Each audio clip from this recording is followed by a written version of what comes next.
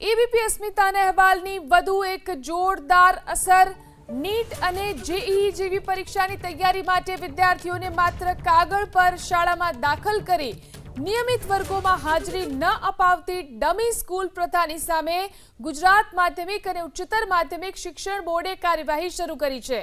અમદાવાદની 3 શાળાઓમાં થયેલી અચાનક તપાસમાં માત્ર 30% વિદ્યાર્થીઓ જ વર્ગખંડોમાં હાજર હોવાનું સામે આવ્યું।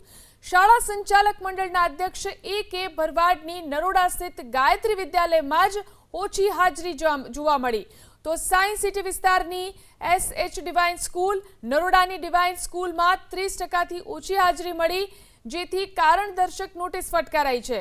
બોર્ડે શાળાઓને પૂછ્યું છે કે તેમની માન્યતા કેમ રદ ન કરવામાં આવે, કારણ કે દાખલ વિદ્યાર્થીઓ અને વાસ્તવિક હાજરી વચ્ચે મોટો તફાવત સામે આવ્યો છે।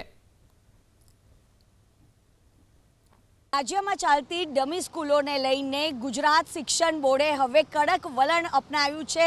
અમદાવાદમાં 3 જેટલી સ્કૂલોને શોકોઝ નોટિસ આપવામાં આવી છે।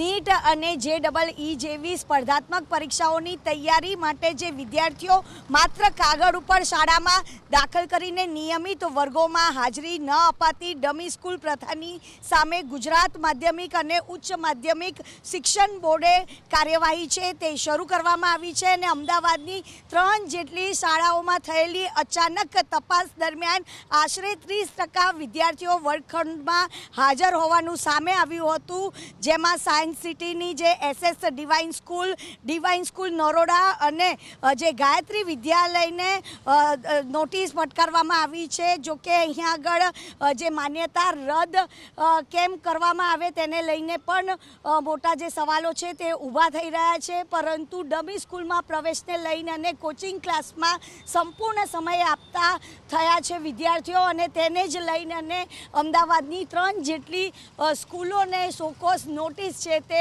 આપવામાં આવી છે। કેમેરામેન પિયુષ લેવા સાથે રાજલ બારોટ, એબીપી અસ્મિતા, અમદાવાદ। બોર્ડની પરીક્ષા પહેલાં ઇન્સ્પેક્શન આવ્યું હતું અને એ વખતે વિદ્યાર્થીઓ તો રેગ્યુલર આવતા જ હોય છે અમારે, પણ બોર્ડની પરીક્ષા વખતે થોડું આગળ પાછળ સંખ્યા હોય, બાકી રેગ્યુલર મારી સ્કૂલ ચાલુ છે, પ્રેક્ટિકલ બી ચાલુ છે, અમારી પાસે પ્રેક્ટિકલની બધી વ્યવસ્થા બી છે। સાયન્સ એટલે ફિઝિક્સ, કેમેસ્ટ્રી, બાયોલોજી બધી લેબ પણ છે અને બધા સાધનો પણ છે, કેમિકલ્સ પણ છે અને બધી વ્યવસ્થા બી છે।